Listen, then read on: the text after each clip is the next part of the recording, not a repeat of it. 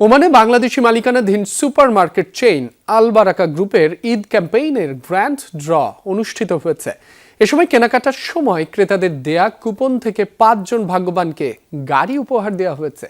এছাড়াও নানা উপহার জিতে নিয়েছেন ক্রেতারা। আয়োজনে অংশ নেন দেশটিতে বসবাসরত বিপুল সংখ্যক বাংলাদেশি। ওমান থেকে সহকর্মী মোহাম্মদ রফিকুল্লাহর পাঠানো তথ্য চিত্রে বিস্তারিত।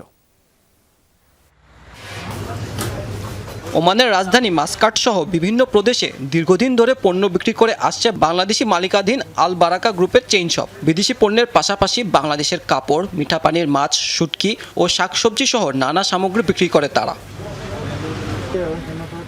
গত ঈদুল ফিতর ও ঈদুল আজহার নির্দিষ্ট অর্থের কেনাকাটায় গ্রাহকদের বিশেষ কুপন দিয়েছিল প্রতিষ্ঠানটি। রোববার সেই কুপন ড্রয়ের আয়োজন করা হয়েছে। এতে গ্রুপের চেয়ারম্যান সিআইপি আবু ইউসুফ এবং চেম্বার অব কমার্স ও বাংলাদেশ সোশ্যাল ক্লাবের কর্মকর্তারাও অংশ নিয়েছেন। আমরা এই বছর চাইছি যে আমরা একটু কাস্টমারদেরকে আরো বেশি খুশি করার একটু চেষ্টা করি।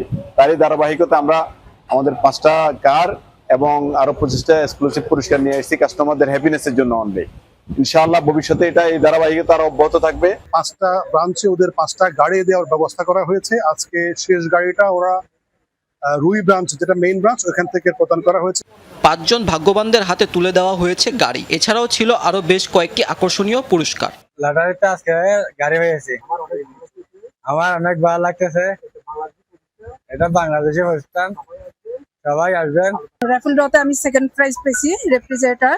ভীষণ ভালো লাগতেছে। আমাদের বাংলাদেশের ওমানের বাংলাদেশের সবচেয়ে বড় প্রতিষ্ঠান হচ্ছে আল বারাকা হাইপার মার্কেট। ক্রেতাদের জন্য ভবিষ্যতেও এমন সব আয়োজন অব্যাহত রাখার ঘোষণা দেন আল বারাকা গ্রুপের কর্মকর্তারা। মাহমুদ সাকিব, যমুনা নিউজ।